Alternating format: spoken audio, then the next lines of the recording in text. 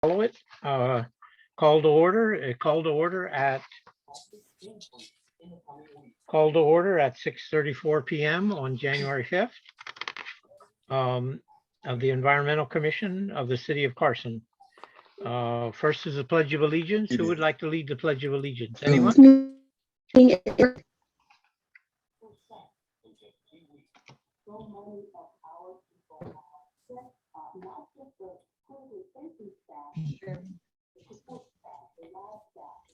I'm getting some noise in the background.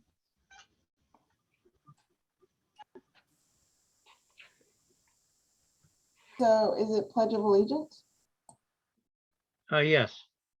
I hear, okay, the noise is gone. So let's all stand and do the Pledge of Allegiance, if we will.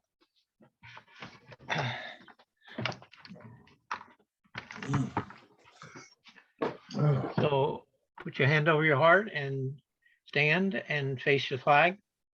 So ready, begin. I pledge allegiance to the flag of the United States of America and to the republic for which it stands, one nation, under God, indivisible, with liberty and justice for all. Thank you. So next is the roll call. Staff, please do the roll call. I think Rita, you're the. No, I'll do I'll do the roll call. Okay. Okay. Commissioner Lillian Hobson. Here. Commissioner William Coons.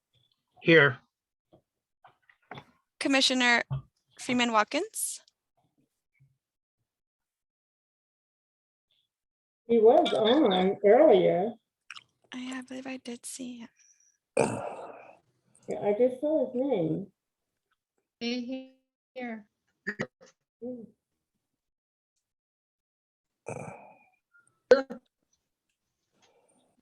Oh, there he is. Yes. Commissioner Freeman Watkins.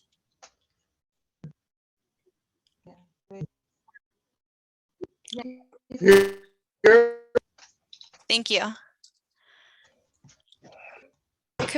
Commissioner Angela Isaiah Payne.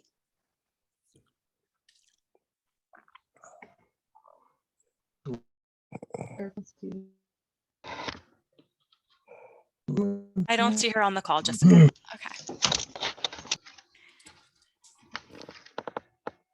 And Commissioner Hurry Taylor. Here. Thank you. Alternate Eleanor Mack. She's here. I don't see her on the call right now.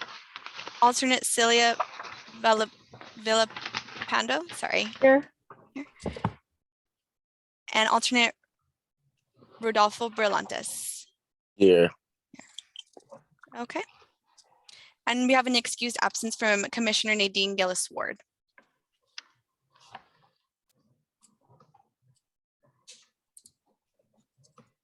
And that completes the roll call.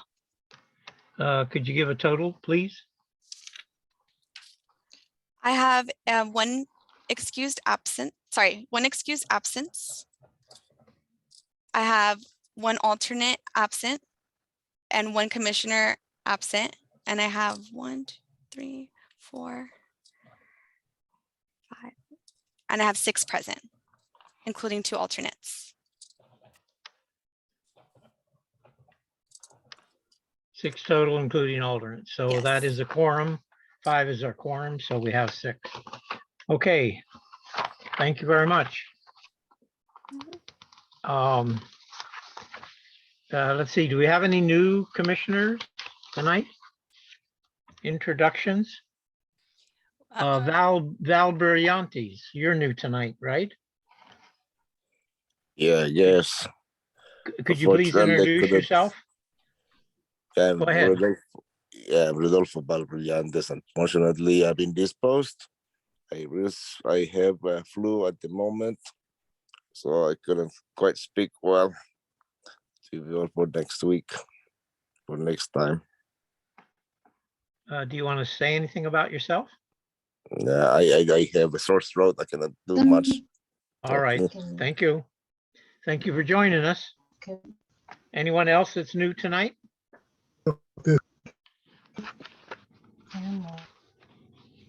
Is that a no? Okay, then we're gonna start out by, I'll make a motion that there was a sewer spill at 212th and Moneda. Maybe most of you have heard that.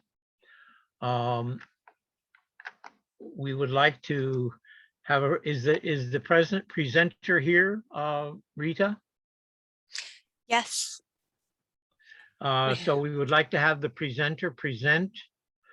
To do that, we need to add that as an agenda item. And that requires a supermajority. So I will make the motion that we allow it's the county treatment. Oh, I don't know the name of the agency, the It's county LA agency. Yeah, LA County Sanitation District. Yeah, the LA County Sanitation District. We will allow them to speak. I'll make the motion. Is there a second? Second, Hobson, second. Thank Thank you. you. And thank you. And to be clear, we are making this motion to add this item to the agenda pursuant to Government Code Section 54954.2 B2. In that this presentation pertains to an emergency matter that arose after the posting of the agenda. And the report is urgent with respect to a sewage spill that happened again after the posting of the agenda. Thank you. And this requires a supermajority. So is there any discussion? Other discussion? If not, all those in favor, let's have everybody, everybody's on except Freeman. Let's have everybody raise your hand in favor. Instead of saying aye, yes is a raise of the hand. Staff, please count. One more time. All those in favor, raise your hand. 2, 3, Got the 4, count? 5. I have 5, yes. All those opposed? Any opposed? I see no oppose. Any abstentions? Could we communicate with Mr. Commissioner Freeman? I believe he's the one that's not responding. Commissioner Watkins, could you, He's still You can- still not pictured on here. You can probably, if he's having difficulty with his mic, which it seems like, if Commissioner Watkins can raise his hand on the Zoom, if you have an option to raise your hand, and so we can see it. I believe So Commissioner Watkins, it's under Could- reactions. You can put the little hand, and you could click that, and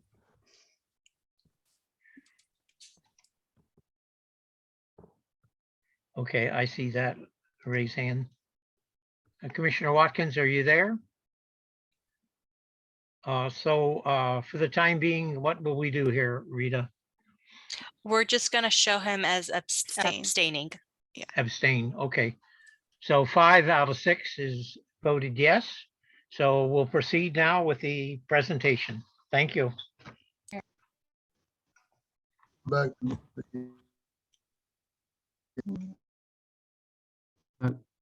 Good evening, commissioners and members of the city of Carson. My name is Brian Langpap.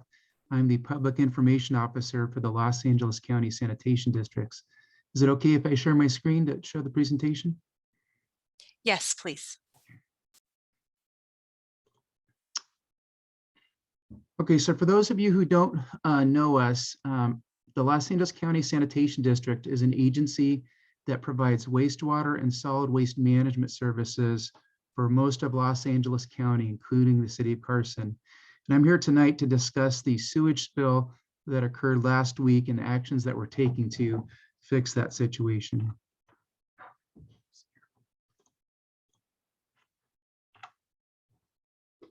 Okay, so on about 2 o'clock last Thursday afternoon, we got a call of a sewage spill up at 212th Street at Linton, which is the leftmost of these green dots. There was also sewage spilling from the manhole at 212th and Moneta, which is the rightmost of these green dots. So our crews got out there, they verified that a spill was occurring, and then they had to investigate to figure out, well, why was that happening? And it turned out that we had a sewer collapse down here at the lower part of the screen, over a half mile away. And this is where 210th Street meets the 110 freeway. It's kind of right west of the A1 All-American Roofing Company, if you've seen that from the freeway. So what happened was the sewer collapsed, and when it collapsed, it plugged. So the sewage started to back up in the system, and it came out of the manholes that are the low spot in the area. And it just so happens with topography that the low spot is up here on 212th Street. So again, sewage overflowed from the manhole, flowed east on 212th Street, went into what we call a catch basin. This is an opening in the gutter. From there, it got into the storm drain system. The storm drain system is shown with the dashed blue line here. This is all underground piping. That went over to the Torrance lateral, which is a big lined concrete channel. The Torrance lateral runs easterly up to the Dominguez Channel. From there, the Dominguez Channel flows out to the LA Harbor and the ocean. So that's the path that the spill traveled. So here's a photo in the evening when the spill was kind of at full flow. So you see that the street is flooded. There's some water going over the curb on the left or north side of the street into a planter. And on the right side, you see some water going into the parkway, kind of the grass area onto people's driveways. Here's a photo of the sinkhole, which is where the sewer collapsed. Give you a sense of perspective. This is a little over 25 feet long and about 10 feet wide. And again, the building that you see there is the A1 All-American Roofing building. So here's a little later in the evening, we started having our emergency crews arrive. When we have a spill like this, our best tool to stop the spill is to bypass the clogged area. And so the way we do that is we put piping down into the manhole upstream of the blockage. We use a pump to suck that sewage out. Then that runs above the ground down to the downstream manhole. So you're bypassing the flow around the blocked area. In this case, the upstream manhole was pretty close, but the downstream manhole was 800 feet away, kind of tucked between the 110 freeway and commercial properties down there. One of the early tasks we had here on the right side, you see that the 110 freeway off ramps. We had to work with Caltrans to get that close. There was space for the crews to safely do their work. So here's a photo of the crews connecting up piping to one of the bypass pumping systems. In this photo, the blue arrow is pointing to something we call a shoring box. And the idea is that you've got this sinkhole, which is deep and it's just dirt. So before you put anyone down there, you got to stabilize the side so it won't collapse further. So we use this excavator, which very fortunately was at a construction project nearby, so it was able to get here very quickly. So you lower the shoring box down, that helps to stabilize the hole and also make it safe so that when workers are down there, they can do their work safely. If you look at the right side of the screen where the yellow arrow is, you'll see that there's a pipe there that's expanded out. That was the first pump bypass, was in service by 2 a.m. By bypassing some flow, we were able to reduce the spill, but this one pump bypass was not enough to do the entire job. So here we are Friday morning. You can see the site from the pedestrian bridge that kind of runs over the area. So you've got an excavator working at the left. The excavator can really only do limited work in this area because the space is so tight and we don't want to be digging down there and destroying the pipe that's already damaged. So it could do some work, but the bulk of the work was done by this white truck in the middle. This is called a Vector truck, and it does two things. One, you can shoot high pressure water out. So we're using that to blast the debris to loosen it up. And then this big thing that's hanging over is a big vacuum tube. So then we suck up the water and the loosened debris. Truck gets full, we take it to our nearby treatment plant, unload it, and bring it back for another cycle. One little thing I'll point out here, you notice again, the off-ramp now has been closed, so there's room for the construction equipment. And this blue arrow is pointing to these pipes. At this point, we had 2 bypasses running, and you see some flat piping next to it where there were more bypasses to come. Yeah, so here's a photo inside the excavation. Again, early Friday morning, crews working throughout the night, try to get the stop as soon as possible. So if you look carefully, you'll see there's a worker down here, down in the hole, and he's guiding the tube with that long truck to vacuum out the debris. Okay, so we stopped the overflow entirely by 9 p.m. on Friday. On Friday, we had mostly stopped the flow, and so our crews started cleaning the street that day. Once the flow was stopped at 9 p.m., the crews finished washing the street. So here's where we were Saturday morning. Again, 212th and Moneta. The curb here is the storm drain, or the catch basin where the spilled sewage went into. Here's a photo looking the other direction, so looking westerly that morning. So here's the work site Saturday morning.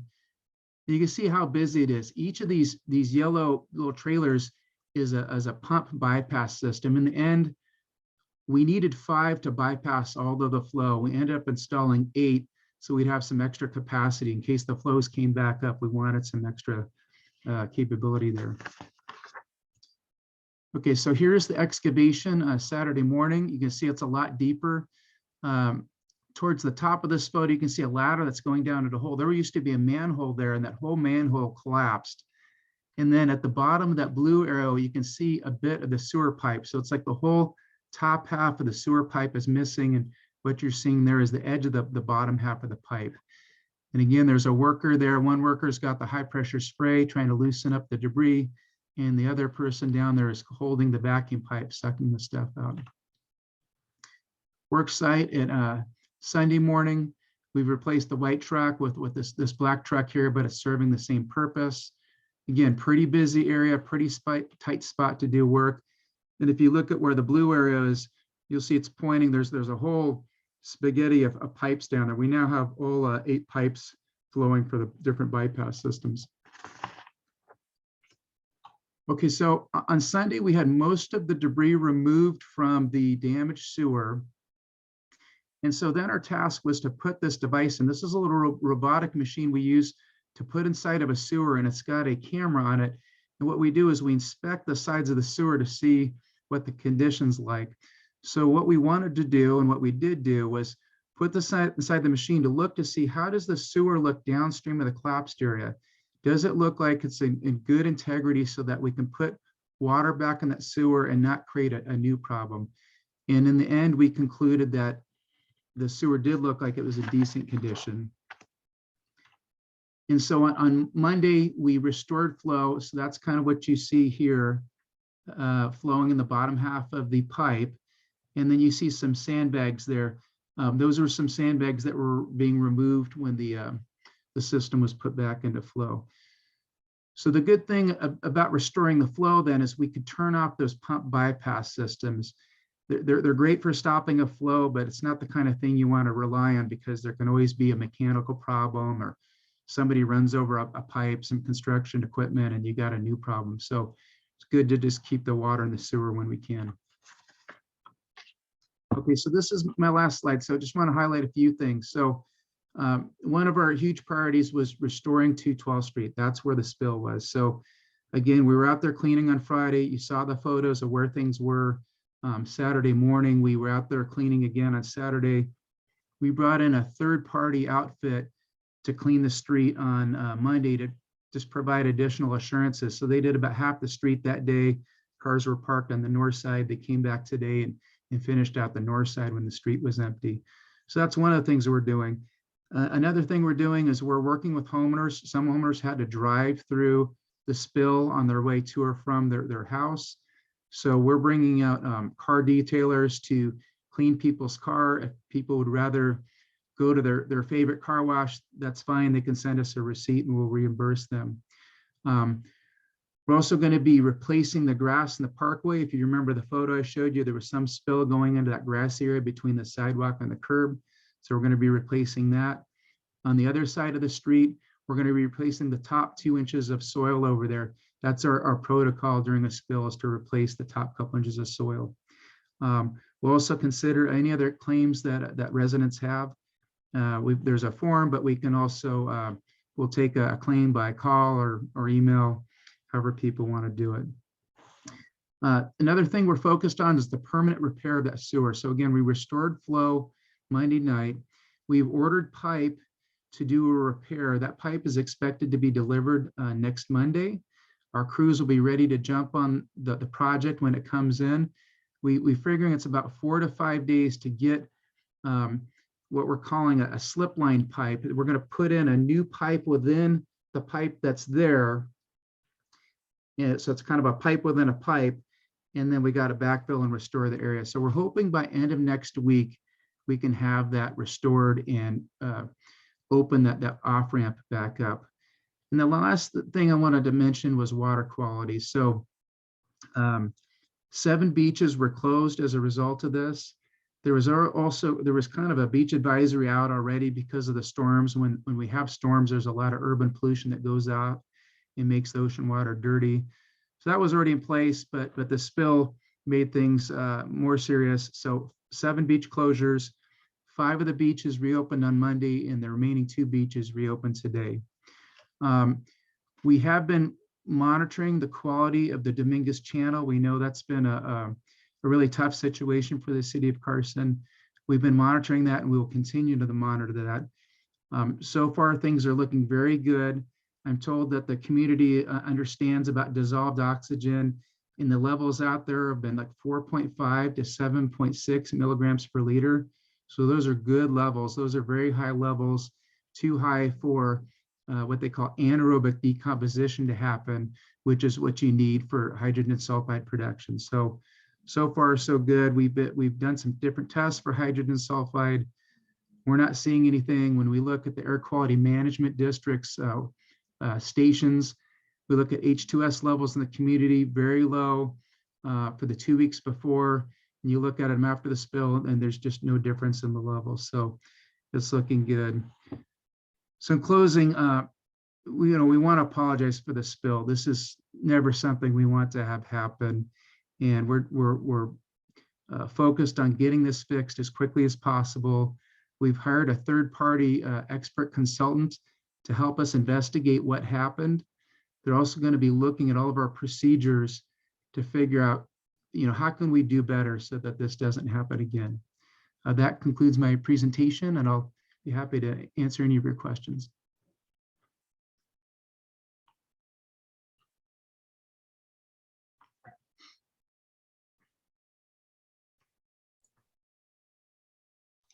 Does anybody have any questions?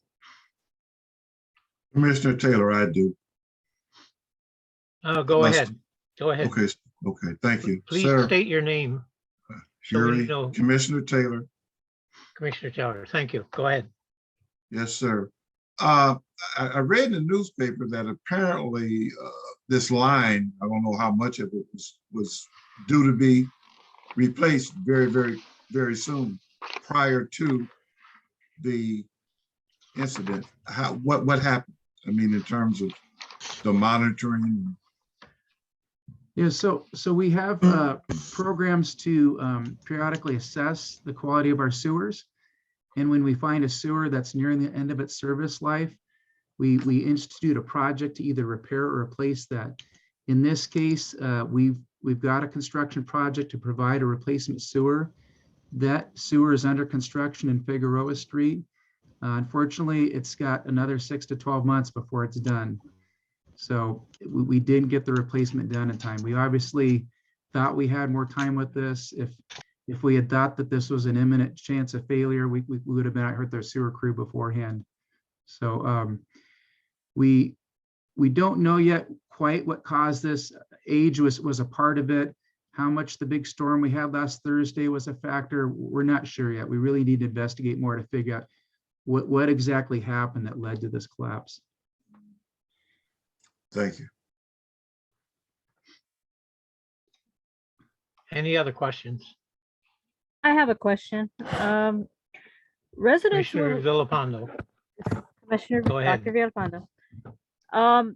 Residents were reporting that on the same night of the sewage spill that there was an unplanned burn off at one of the refineries, which dumped something like 500 pounds of hydrogen product into the air. It was a burn that went all night. AQMD was on site with inspectors.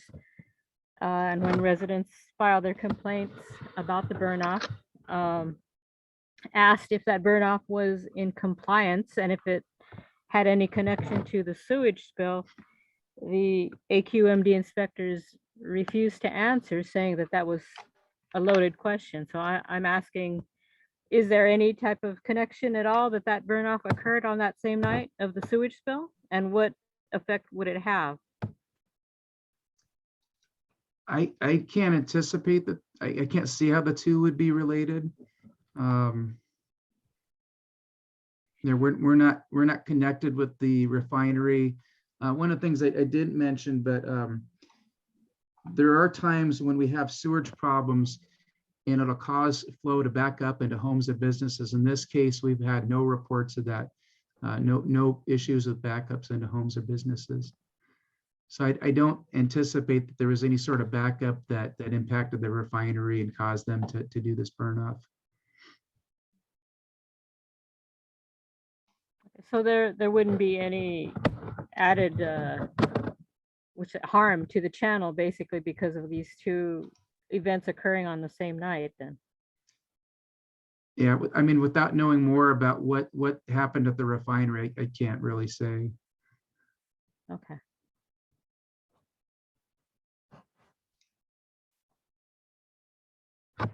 So I have a question. This is Commissioner Coons, Vice Chair Coons. In fact, I have a couple questions. Could you go over when it was reported and when you arrived on the scene, and so we could see the timeline, and then when you kind of got it under control? And second question would be, you measured the hydrogen sulfide in the channel, but did you measure for other pollutant, methane, ethane, other sources of smell?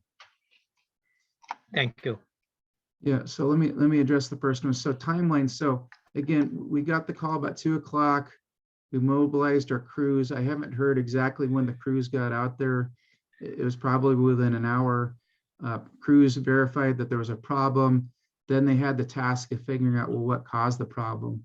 And usually the problem's pretty evident. This one being over half a mile away, I think it took them some time. I got a call at a little after 5 p.m. saying we've got a major spill here. So I was hearing about this about 3 hours after it was first reported. They had already called out emergency crews. Our crews were mobilizing the gear that we had at that site. I think you saw in some of the photos by 8 o'clock, we had equipment out there and we were starting to set up the bypass pumps. We had to work with Caltrans to get the freeway closed, to get room to safely do this. We had the first 2 bypass pumps set up by like 2 and 2:45 a.m. We had a third one set up about 8 a.m. the next morning. And for a while there, we weren't overflowing. So one thing that happens is the flow in the sewer system changes throughout the day. When people are sleeping, the flows are really low. When people wake up in the morning, the flows come up. So in the morning, while people were still sleeping, our 3 bypass pumps were enough, but when people woke up, they weren't. It took us till noon to get a fourth bypass pump online, but that wasn't quite enough. It wasn't until we got the 5th bypass pump going at 9 p.m. that we got the flow completely stopped. And to your other question, I don't know that we would anticipate any methane issues from this. Methane is usually produced under anaerobic conditions without oxygen. In this case, this is all kind of above ground flow, so there's plenty of oxygen around.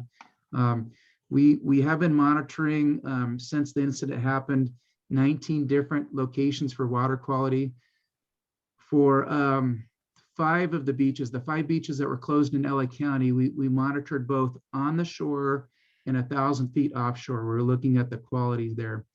We also were looking at the LA Harbor and a couple points in the Dominguez Channel, one kind of where the spill came out and one upstream, so we could kind of compare that to see, you know, what did it look like upstream of where the spill occurred. So there's a point of comparison. We are continuing to look at that data. I'm told there's just not enough data to really draw any firm conclusions now. Again, the dissolved oxygen levels are good, but in terms of other factors, still a little bit early.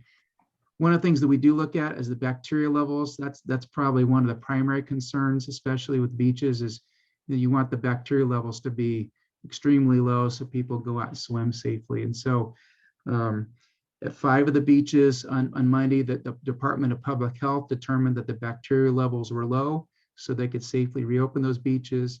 And the remaining 2 beaches reopened today because the bacterial levels were low. Did I answer your question, sir? I believe you got pretty close. Okay. If I missed part of it, let me know. Well, were there other, there was a total across the board measurement of polluting, not just methane and ethane, but you found no other pollutants from the measurements in the channel. And so with sewage, the primary things of concern are bacteria, the organic load, which is expressed as what's called biological oxygen demand.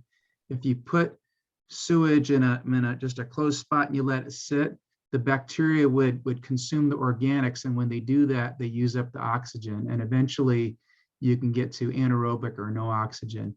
In this case, that didn't happen. The dissolved oxygen levels are high. The other area that's kind of a primary focus is the amount of ammonia. When we use our homes and businesses, one of the things that goes out in the water is the ammonia from our urine. And so the ammonia at high concentrations is bad for aquatic species. And so that's an area that we're going to continue to investigate to see, like, what are the levels and was there any impact to aquatic species. But methane and ethane are more like industrial type things that you'd have to have pretty unusual conditions to find those in our sewer system. yeah. I'll ask one more question, I think. So going forward, you're going to investigate the causes, Absolutely. and from that, we should be able to see, we have a lot of old infrastructure in Carson, as you probably know. So are there more of these pipes that can possibly do the same thing in the future? Are we looking at this, or can we do some preventive measure to prevent the other old pipes from, replacing them? What are we looking at going forward? Yeah, it's a great question. So there's kind of 2 parts to that. So immediately, what we've been kind of doing last day and a half is we are using that little robotic camera that I showed you, and we're looking upstream of where this damage occurred to see if there's spots upstream that are in bad shape that need to be repaired quickly. And the idea is, if we find any areas that are suspect, we will add those to the scope of work for the emergency contractor now. We're going to get those fixed now. We're not going to wait 6 months or a year for some design project. We're going to get that done now. Bigger picture, again, we're going to use this outside consultant to really scrutinize and criticize our procedures, and we're going to learn from that, and we're going to have better procedures going forward so that we avoid this from happening in the future. Well, thank you. I think it's important. Any other questions? Oh, sorry. I think it's important also to note, Brian, that your system is over 50 years old in some instances. So, there's no guarantee that it won't ever happen again, but you're building the new pipe sewer system right now. The goal is so that it doesn't happen, but until you get that new pipeline in, there's always a danger because it is still the same old sewer. But yeah, we have a big system. I mean, it's 1,400 miles with all the cities that we serve across LA County. We serve 5.5 million people. We've got some sewers that are quite new. We've got some that are quite old. The sewers we've been building since the early 80s are what's called a lot of the big sewers are what's called reinforced concrete pipe, but we put a plastic liner in there. That plastic liner is fantastic for protecting the pipe from corrosion, from acid corrosion. This particular pipe that failed was built in 1961, and at that time they were not putting liners in these pipes. So this is reinforced concrete without a liner. So it had aged, it had corroded, and we knew that. That's why we were building the new sewer out in the street there, but we didn't realize this particular area was as bad as it was. And you know, one of the things I just heard today, I think I mentioned to you, there was a manhole that was right there. Manhole is like a vertical structure you use to get down in this sewer. The manhole was gone, and we found the manhole lid down in the broken pipe. So there's some thought that maybe the manhole collapsed, and that's what punctured the sewer and caused it to clog. But I don't want to speculate too much. We really need to go through, do the analysis, and figure out what happened and how to prevent it from happening in the future. And just so that anybody, if they're interested, reinforced concrete means that it has steel rebar in it. So it's not just concrete.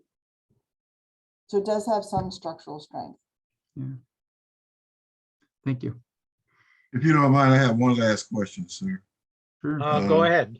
Going back to the Commissioner Taylor, going back to the Dominguez Channel incident, I read there were 4 companies that were found to be negligent in illegal dumping. I guess they're located adjacent to the channel. Number one, is that true? Secondarily, what action will be taken against these companies? Let me jump in real quick on this. So Brian is with LA County Sanitation Districts. And I think what you're referring to is what LA County Public Works is responsible or is working with. And that's a completely different agency. Okay, thank you. Yeah, I'm sorry. I could only tell you what I read in the paper. It's really, like she said, Public Works that's been investigating and is looking to follow up with the people that caused the problem. Okay, thank you. This is Dr. Villalpando. Right. I have one last question for Go you. ahead. For the residents that were affected directly, you mentioned them being able to file claims. Who would they contact? Who would be in charge of overseeing their claims for damages? Is there a number? So they can call me. I work with our financial department to get these claims resolved. And then one of my team has been out there nearly every day, knocking on doors, making sure the residents know what's going on and trying to make arrangements. Like, did they want to have a car wash? Did they want the grass in front of their home replaced? I'll put my phone number, and I'll put an email in the chat here in case you want to share that with anyone you know. And this would be, information would be available in languages other than English as well, or? We handed out a flyer to residents on Sunday that had, it was both English and Spanish. We've knocked on all the doors, and there's 17 residents there. 15 of the 17 spoke English. One family spoke English and Spanish, and then there's one family that speaks Korean, and they're the one family we just haven't been able to connect with so far. So far we've had good communications with 16 of the 17 homeowners. Thank you.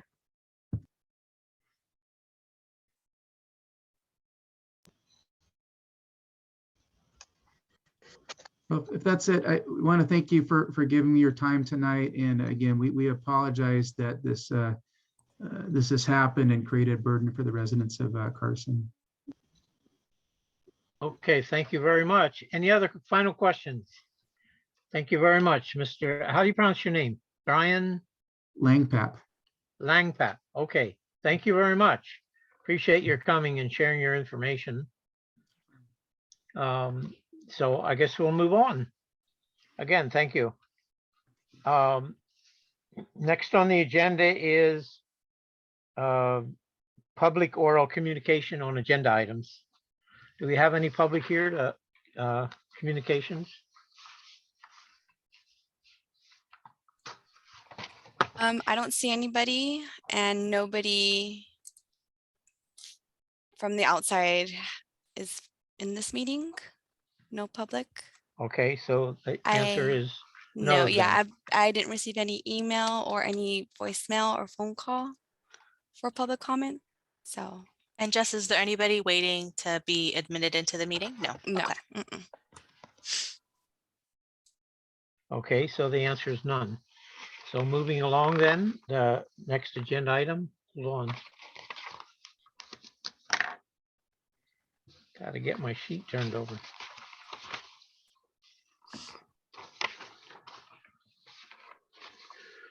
So we're at the consent calendar. The next one is approval of the minutes for the October 28th meeting. So why don't I give everybody a few minutes in case you haven't to review or let's give you 5. Is 5 minutes okay, Rita? That's fine. I'll just break in real quick with respect to the consent calendar that is normally taken. All three of these items would be taken as one motion. So the approval of the minutes and the receive and file of the article from the LA Times and the receive and file from the press release. Those would all be taken as one motion unless any commission member wishes to pull an item for separate discussion.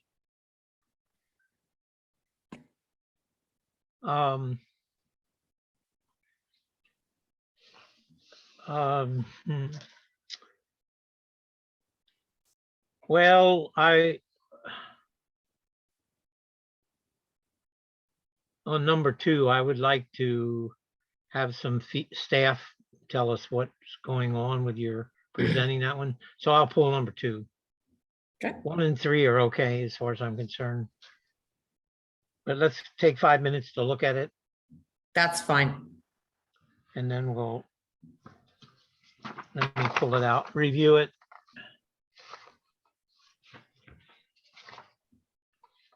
Minutes. Okay, I started the time. Yeah, let's make it a few minutes, 5 minutes at the most.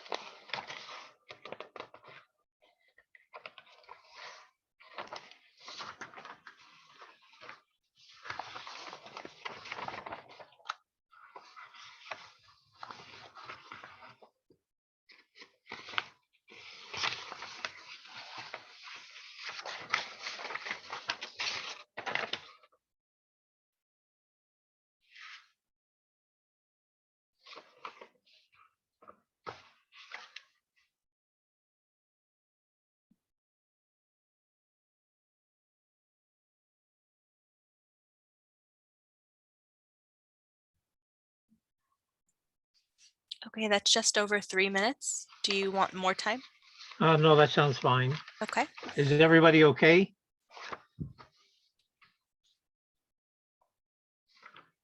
Anyone object to taking a vote? Okay, all those in favor of approving the minutes, do we need an motion on this? Yes, for items 1 and 3, because you pulled item 2. Oh, We need a yeah. motion and a second. Okay, is there a motion to approve the minutes? Commissioner Taylor, motion to approve the minutes. And how about item 3? Also, And item 3. item 3 is receive and file. I'm losing where I'm supposed to be. Yeah. Item 3 is receive and file. The governing board adopts the rules. That's the rule 1109.1. I'll second that motion. Is there any discussion? Wait.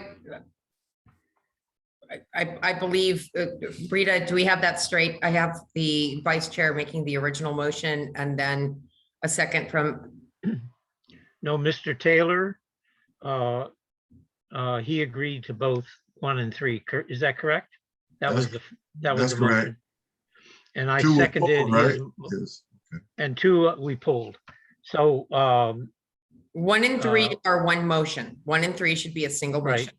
That's what Taylor said, Got correct, it, Mr. okay. Taylor? Correct. Okay, and I'll second his motion for 1 and 3 to be approved. Is there any discussion?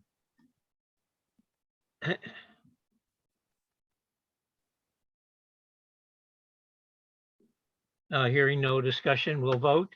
And again, this is to approval of the minutes for October 28th. And number 3 is receive and file press release for South Coast AQMD. That's the one rule 1109.1 that was approved by the governing board of AQMD. So let's all raise our hand again. All those in favor of the motion, raise your hand.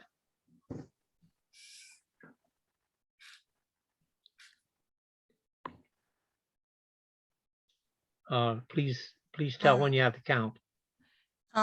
Actually, if you don't mind, Vice Chair Coons, if we could just do a roll call vote, Okay, that's fine too. just Do can a you- roll call vote. Okay, Thank so Commissioner Lillian Hobson, Abstain, I was not at that meeting. abstain. Commissioner William Coons, Yes. Commissioner Freeman Watkins, Commissioner Hurry Taylor, Yes.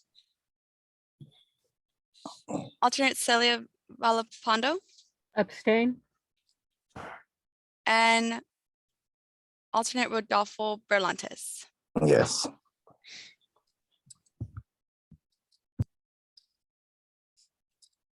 So I have 3 yeses and 3 abstains. So I will mention for those that abstained that you were given the fact that you were given the opportunity to review the minutes and familiarize yourself with the minutes. And if you are at all familiar with the background of the conversation, it is not a hard rule that you have to abstain.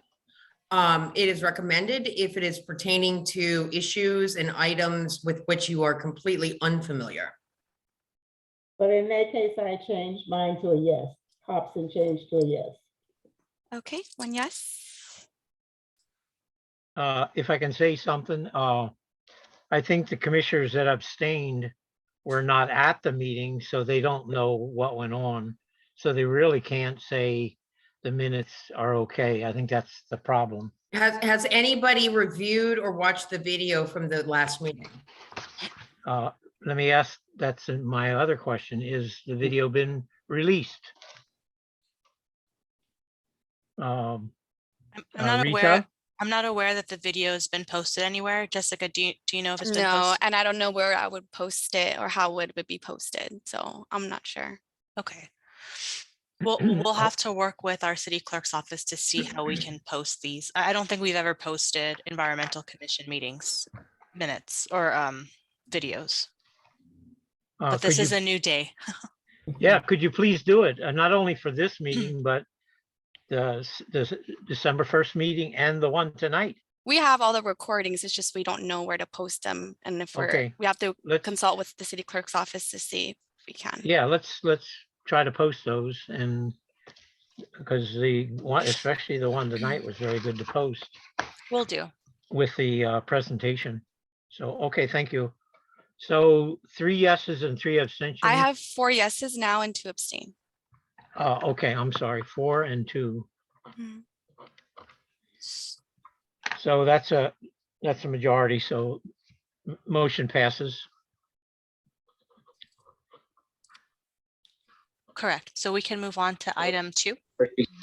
So, okay, on item 2, I'd like the staff, the reason this this article is being presented by staff. Is it, I assume it's, since I did skim, I didn't totally read it, but I skimmed through the article and I got a sense of what it was about. I assume it's about climate change, but could you please tell us why we're receiving and filing this article? Staff, who's Sure. good. So this is Eliza Jane Whitman, Director of Public Works. We, this article came to our attention and we, I believe, had talked about some of the climate change issues associated with Southern California.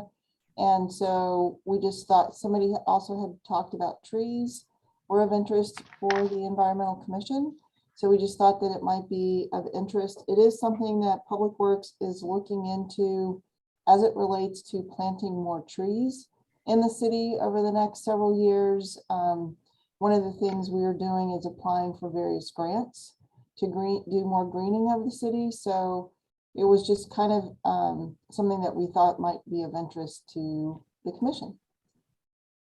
Okay, thank you. Any other comments from staff?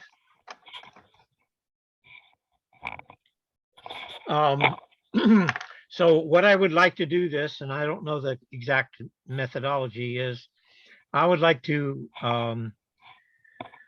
under new business for the next meeting, put in a section or under new business, climate change / beautification. And under that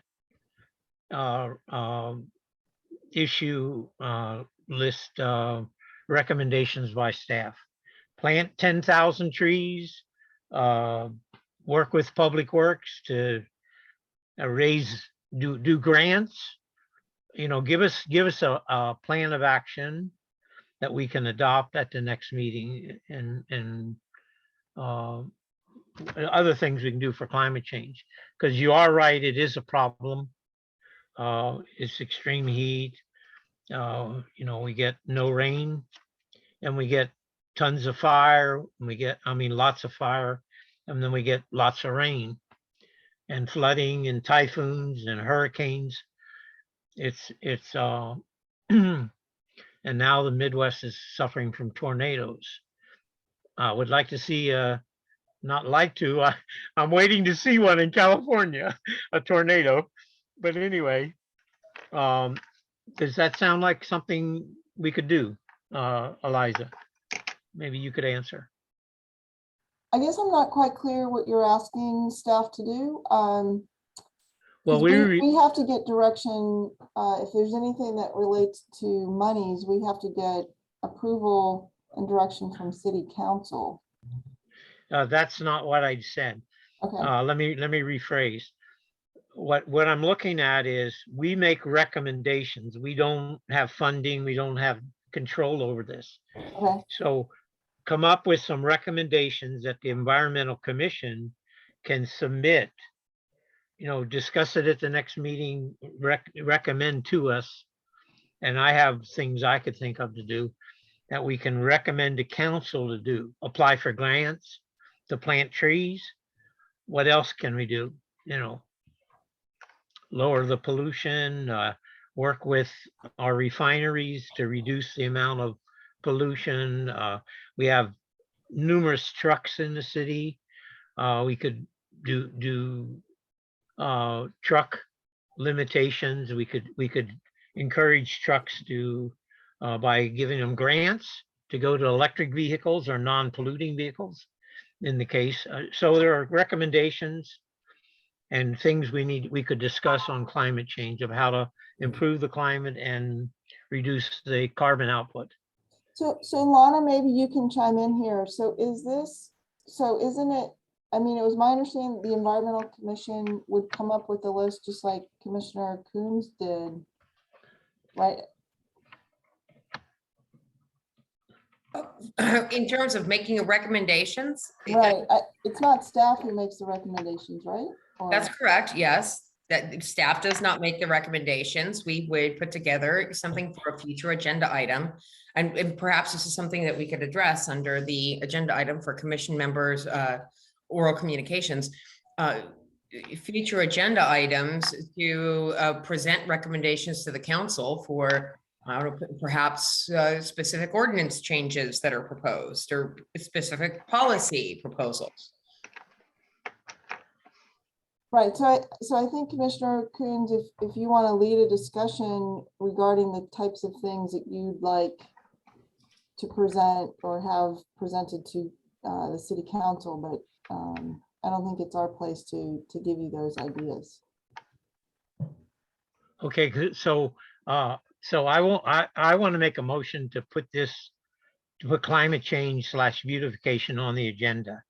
And we could have a climatologist, somebody that's an expert in this field come in, make a presentation of what can be done specifically by the city to improve the environment and to reduce climate change.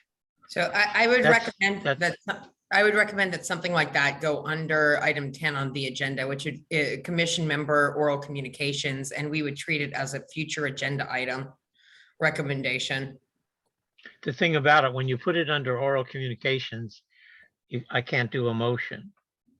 So it has to come out during the agenda Right, item. and we don't have anything on the agenda with respect to this at this point in time. So we can't take a motion on an action that is not on this agenda.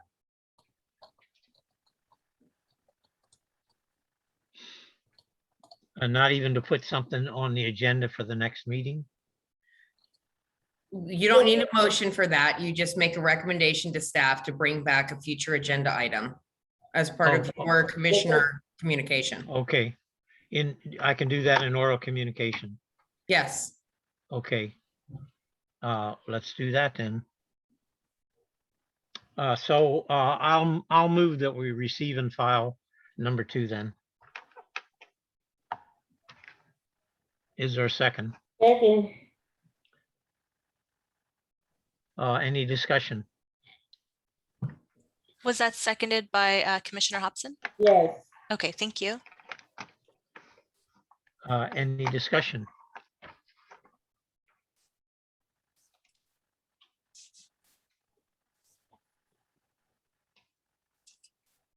And hearing none, let's move on to a vote. All those in favor, let's have a roll call vote again. Okay, Commissioner Lillian Hobson, Yes, Commissioner William Coons, Yes, Commissioner Freeman Watkins, Commissioner Hurry Taylor, Yes, alternate Celia Vallapando, Yes, and alternate Rodolfo Berlantes. Yes. I have 5 yeses and 1 abstain. So the motion Okay. carries. And the motion carries. thank you. The motion carries. The next item is work plan for fiscal year. Continue to discuss work plan for fiscal year 21-22. Oh, boy. Excuse me?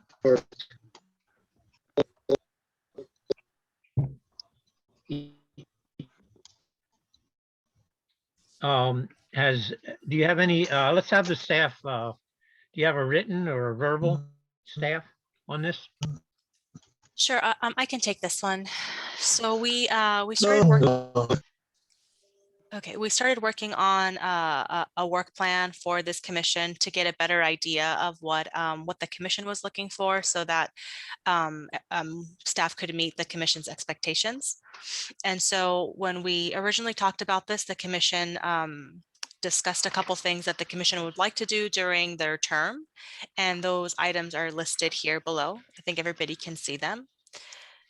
Let me kind of make it a little bit bigger.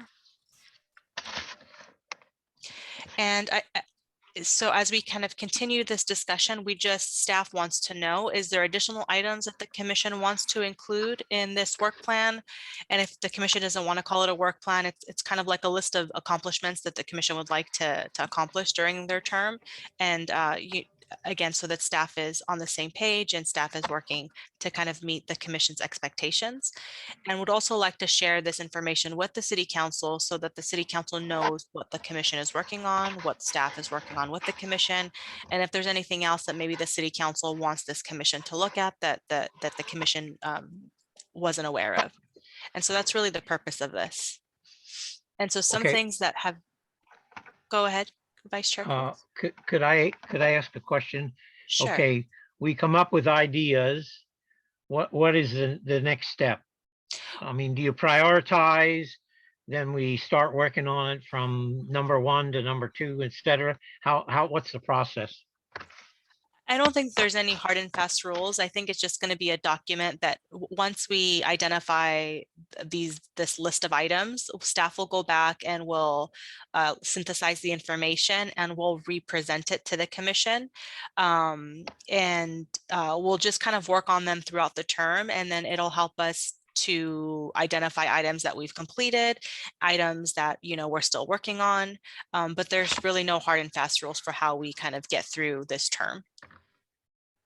I think the other thing we might want to think about in terms of what's listed on these bullets is maybe saying like what's top priority, mid priority, something like that, so that we have an idea of, something that at the end of the year, the commission can feel good that there was some progress made on, various items. Okay, so maybe 3 levels of priority? That makes sense to me. I mean, it's your decision, but I think, Yeah. high, That- medium, that's- low is what I always think of. High, medium, and low. Anyone else want to chime in?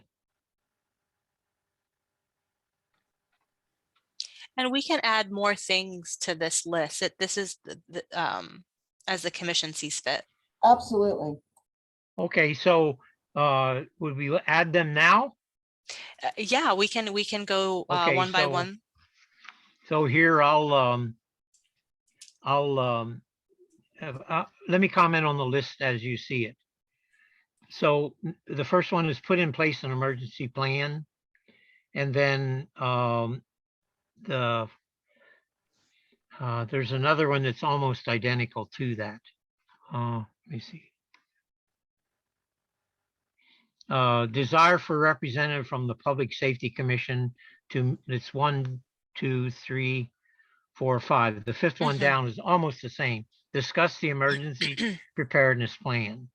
So let's combine those two. We want to actually work with Public Safety Commission or Public Works or whoever, Public Safety probably, and look at our plan we have now, emergency, and for the future, what changes to make. So let's combine those two. How does that sound? Is that amenable to everybody? I think for staff, it would be helpful if we go just through each commissioner has a chance to kind of make their comments, and then we'll go back and we'll take all the information, and then we'll present the final plan back to the commission, taking everybody's comments into consideration. Okay. So we heard So- we heard your comment to combine those two. Was there anything else? So I would like to see added. Let me go through my list here. Okay. One of the things that recently happened that actually I'd like to, we had the council and the city attorney was involved in the 60-acre tract in the Marathon refinery where they're turning it into a chassis container yard for $1 million a year, if you remember.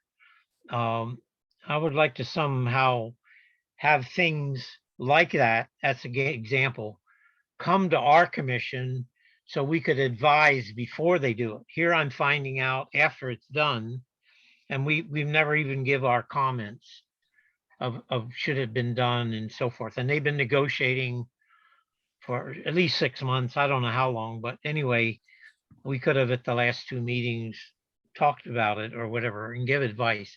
I'm giving this as an example. Down the road in the future, things should, now the sewer spill, it went to council, and then council said, council member Deere, who I talked to, said he recommended it go to our commission. Well, that's fine, but it's after that went to council.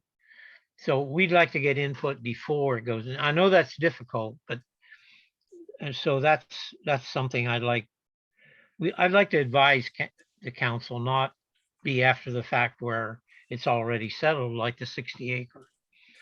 Okay, and I think on this list, you could add the sewer spill issues. We could talk about that, and in the future, you should add fireworks. I still think there's a need for us to understand the new things that are happening with the Dominguez Channel. Is that on there? Dominguez Channel should be on there. We We have need to look at- identified mitigation strategies so that the Dominguez Channel issue doesn't happen again. Okay, and so was it discussed by our commission? It's something that the commissioners talked about adding to this list. Yeah, well, we also talked about a letter that didn't happen either. But anyway, that's, so we could look at again. So I still think that should be on the list if it's not there. And then,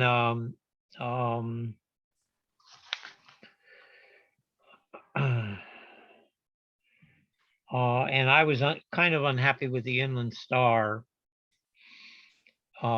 We got a memo about Inland Star and it didn't appear for us to receive and file.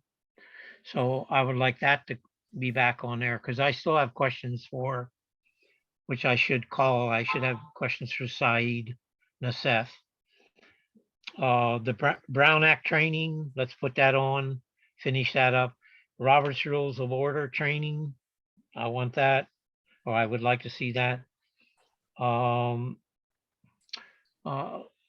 The last item would be, I noticed on the council feedback, this last council meeting, and also our council meeting, the timeliness of what is happening with the minutes, like tonight, where is the December 1st minutes? It's not out to us. And the timeliness of the input going to the council, which was yesterday, it was not in there either. What went to the council, what was done in the October 28th meeting. The timeliness of things happening is not very timely for the commission. So however you want to put that in, that we need to improve on that. And I think that's in the work plan of improving timeliness, improving when it happens. Does it come to us for consideration? Because in the past, we used to go through planning. Planning would submit something to us. We'd get back to planning and then planning would present it to the council. Maybe you want to do that, or Public Works this time. Public Works gives it to us what's happening. But anyway, I'm going into detail. And there may be a few others that I have in mind, but that's enough. You have a good start here, but I'd like to see. Now, anyone else? Anyone else want to add some to our first year work here? This is Commissioner Villalpando. I have a few things that I could possibly be combined in here, but I would like to see us take a closer look at the air quality reports and studies that have been conducted in and around LA County. Okay, the audio is breaking up here. Hello, can you hear me? I recently brought that up at the council meeting regarding the expanded truck routes because of the containers that are going to be coming out of the port. So I think we need to look at that or re-examine that. There was an item here about identifying polluters in the city of Carson. Beyond the refineries and the trash companies, was wondering if we could take a look at the CDC has a list of the most cancer producing cities in the nation, and Carson has one of the companies that contributes to that. It's a company that does medical equipment sterilization, and they produce hydrogen sulfide. And I'd like to know how they're mitigating that, how they're releasing it, what's their status in Carson. Another item I'd like to see as part of the emergency plan to have in place is that this time with the Dominguez Channel, I think very important components were missing from our plan. I'd like to see that we have something in place so that we're not running around at the last minute trying to help residents relocate and get out of Carson. I think the plan needs to also take into account residents that own pets or have elderly that cannot relocate if there's an emergency, because I think that was a very important component that was overlooked at this time. I'd like to see another look at recycle efforts. I'm hearing from various sources that recycle facilities are being closed down or relocated, and that there's an effort to end recycling. So I'd like to know a little bit more about that in the city of Carson, because I think that's important for us to continue to do. And I guess one last item would be to try to tie up loose ends as far as residents that suffered through the Dominguez Channel incident, where many residents were told to run their air purifiers 24/7, and people who could not pay their bills. I know that that the county kind of took responsibility for that, but I'd like to see the city also have a plan in place so that people are not bounced back and forth between the city and the county. And that's my wish list. Thank you. Thank you, Celia Villapando. Anyone else? Do we want to go around the room? Well, this is Lillian Hobson. Just looking at the list that we have put together, I think we should just take maybe 3 or 4 of those things and just try to work with those. Identify which ones we think are most important, because if we try to tackle all of those, we're going to get, I don't think we'll probably end up finishing any of it. Just take a few of them, 4 items at the most, and work with that. If we conclude that, then we can move on. You, now that everybody's sharing all of their ideas, and maybe Eliza, let me know if you agree with this or not. We'll take all these new ideas. We'll take the original ideas. We'll come up with the high, medium, and low priority, and we'll share that with each of the commissioners. And then we'd want you to rank them, individually rank them, and then email it back to staff. And then we'll share what the highest ranked priorities are. How does I think that that's a sound? good idea. That sounds good. Do you mean rank? If you come up with high, rank it 1, 2, 3, 4 in the high and 1, 2, 3, 4 in the medium? Oh, no, I'm sorry. We're gonna just provide a list of all of the items everyone talked about originally, and then again today, and then you can rank them 1 through whatever the final number is, and then Okay. and then each of the commissioners can rank them and then send them back to staff, and then staff will share the results.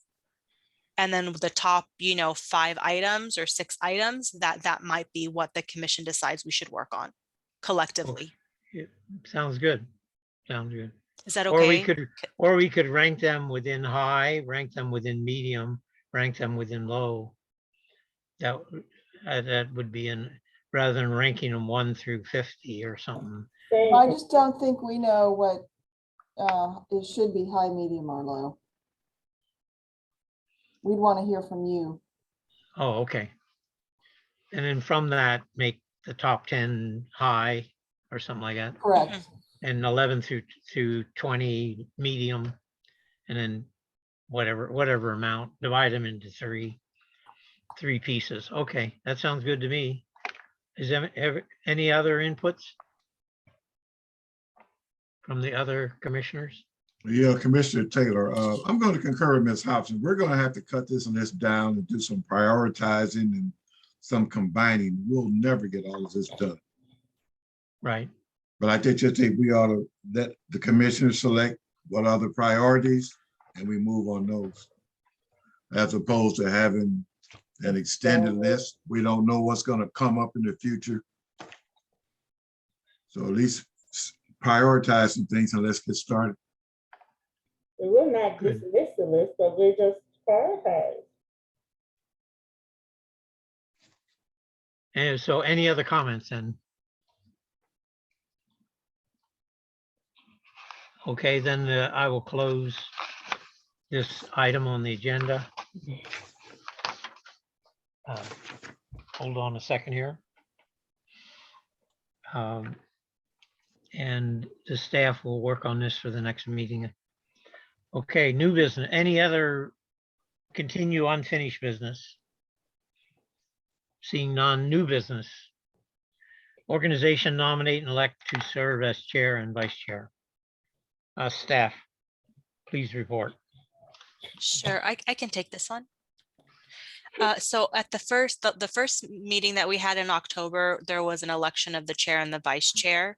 And at that meeting, we informed the commission that we would do this all over again at the first meeting of the new year. And since this is the first meeting of the 2022 calendar year, we're going to go through the recommendation is to nominate and elect members to serve as chair and vice chair. And most recently, Commissioner Polito, which no longer serves on this commission, was elected to chair, and Commissioner William Coons was elected to serve as vice chair. We have three open, three vacant positions. So should we wait until we have the commission filled? That could be it is shown as an alternate motion. Because Alternate recommendation, I'm sorry. Because now maybe the alternates may become permanent. So if they are not permanent, we could not vote them in an office now, could we? If they're an alternate, can we nominate any of the alternates? I believe it's the city council who decides who's a regular commissioner versus an alternate. Right, so therefore, I think we should wait until it's, the positions are filled. Well, that's my opinion. We have other So if I could say something on that. We've had a new councilperson, Arlene Rojas, just elected, and she has an appointment, which is going to be unopposed appointment, they call it. So there will be one in the future from her as soon as it has to come on the agenda for her to appoint someone. And this last meeting, it did not come on the agenda, so she could not appoint anybody. So with the next meeting or the one after, it should come on the agenda. And by our next meeting, hopefully, there'll be at least one new commissioner. So I personally would like to wait until at least that commissioner comes on board. And then if we can get two more, or if we can upgrade the alternate to a commissioner, that would be okay too. That's up to the Yeah, that's, go ahead. that's up to the council, right? What's up to the council? As far as the alternates. I have a question. Well, hold on. The council, okay, the charter says that commissioners are appointed, one unopposed from each. No, I was talking about the alternates. The alternates are appointed by the mayor. According to the charter, the alternates appointed by the mayor with the majority vote of the council. the same as commissioners, except for the unopposed. The unopposed are, each council member and the mayor has one unopposed candidate. So that's 4 on the council and the mayor, that's 5. The other 4 plus alternates are nominated by the mayor and voted on by the council, a majority vote of the council. That's what the charter says, and that's what they're usually following.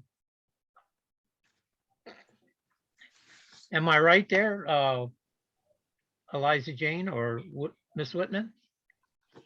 Miss, Yeah, no, that sounds correct, but I think what we're trying to understand is whether or not we should be voting, because back in October, we did elect a chair and a vice chair, even though we didn't have everybody appointed. So the question is, do we do this again now in January? As Rita mentioned, it is something that is in the city charter. Or do we, as one of the commissioners recommends, wait until all commissioners are appointed? So I think that's up to the commissioners to decide if they want to wait. And as it stands now, we have Commissioner Coons as the chair, but we don't have a vice chair, correct? Commissioner Coons as the vice chair. Oh, he's the vice chair. Okay. He's So the the vice chair. question We is- need to vote in a chair, but I believe Commissioner Taylor wanted to speak. Did you? Go ahead. Well, I have a problem. Right now, there are 1/3 of the commission is missing, it's vacant. And I don't know if it's wise to vote with that many vacancies, but my question is the alternates, why can't they be elevated? To feel, I mean, they've been responsible, they've attended the meetings, why can't they be elevated? Or at Lana, least, can we vote for an alternate?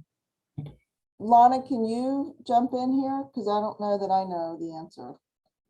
Trying to make an alternate into a permanent office member or commissioner? To make them And a or- chair and or a vote. vice chair. I think that the question is to make them a chair or a vice chair. I would have to see the rules under which the policy and rules and the resolution of bylaws under which the commission was adopted and created. Okay. Well, Well, okay. according to my knowledge of commission working, the commissioners, the alternates are not commission members unless the commission members are absent. And then they cannot be elected until they become a commissioner. They're an alternate. Therefore, the council or the mayor has to elevate them from an alternate to a commissioner for them to be eligible to be a chair or vice chair. Without seeing something to the contrary in any specific adopted policy resolution, I would tend to agree with that interpretation. Okay. So does that answer your question, Commissioner Taylor? Not mine, because my question is, how soon can we get this done? That I feel uncomfortable voting on it as it presently is. In terms of the vacancies and the Well, status of the alternates. The commissioners do not elect people to the commission. It has to be done by council and We mayor. are well aware of that. I'm well aware. Only thing I'm saying, sir, why can't we make it? Can staff make a request to the mayor to fill these vacant positions? What I Sure. can do is I can follow up with the city manager, David Roberts, and I believe he would contact the mayor and city council. So I'll do that. Okay, thank you. Okay, that sounds good. Yeah, because it does sound to me like we need a rethinking of the alternate versus the official commissioner capacities and who can be elevated and how. Thank you. Yeah, so I agree. Let's, do we need a motion there to, you will be trying to elevate the alternates and asking them to fill any vacancies. I don't think we need a motion. I think that's just a receive and file. What staff has your direction. Okay, that's fine. Commissioner my Hopkins, direction, did you have more to Liza and add? Jane. Does there need- No, I think if we don't have a full slate of commissioners next month, then we'll just go ahead and vote on a chair. But I hopefully by that time, the city council would have appointed. So I guess the only motion and second we would take at this point in time would be to continue this to the next regular meeting. Continue it. Yes, So the motion was from Commissioner Hobson to continue Yes. to the February 2nd meeting. Yes. Okay. I think I heard a second from Commissioner Taylor. Is that correct? that's correct. Thank you. I have a question before this vote is taken. As an alternate, I obviously have a bit of a conflict of interest. Am I eligible to vote on this motion? You don't have a financial interest, so you do not have a disqualifying conflict. Okay. Okay, Jessica, can you take the roll? Yes. Commissioner Lillian Hobson, One Yes. second. It was moved and seconded. Now, is there any additional discussion? And I was gonna say about, in my opinion, again, the alternate has no conflict, so they could vote. But again, I'm feeling that I know there'll be at least one more from Arlene Rojas, councilwoman, and maybe some more. So let's make sure part of this is for Eliza Jane to move for more, or Rita to move the council and the city manager to have more appointees, more appointments before we vote. So I So- would be asking the city manager to follow up with the mayor and councilman to nominate. Correct. That's what I can do. Correct, Yes. especially Arlene Rojas, who has an unopposed nomination that she probably will want to make, I'm sure. Well, I'm sure she's aware of that. So that should not be any discussion from us. Right. So it's been moved and seconded. Any more discussion? Let's vote. Roll call. okay, Commissioner Lillian Hobson, Yes. Commissioner William Coons, Yes. Commissioner Freeman Watkins, Commissioner Harry Taylor, Aye, alternate Celia Valapondo, Yes. and alternate Rodolfo Berlantes. Yes. Okay, 2, 4, 5. I have 5 yeses and 1 abstain. This motion passes. Thank you. Okay, moving on. Do we have any public oral communications? Matters not on the agenda. Rita, staff, please. I don't see any public, and I received no email or phone calls from the public. And Okay, there's thank- there's nobody waiting in the queue? No. or Anything? Okay. Mm-mm. Okay, next item is members' oral communications. Rita, call on the member in the order you see fit. Okay. Commissioner Hobson, do you have any comments? I just want to wish everyone a happy new year, and to our sick member, I'm hoping that you will soon be feeling better. You look like you're not feeling well at all tonight, and we will keep you in our prayers.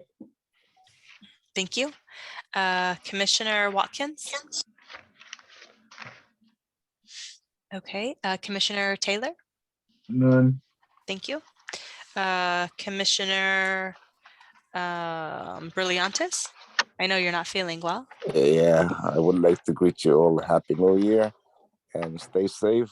I got the COVID-19 positive, and I am feeling really, really bad right now. Hope to be better next meeting. And then I have one observation, because with regards to the alternate position, I was told before that I can only attend when there is lack of quorum. So that is why I have not given much attention to the announced meetings on the previous meetings that you made. And thank you. Thank you. And we hope you get better. Thank you. Commissioner Villalpando? Any comments or for oral communications? Wanted to say Happy New Year to everyone. And yes, the virus situation is very, very present in my mind. It seems at work and everywhere else, friends, family, it's everywhere. So everyone needs to exercise their due diligence.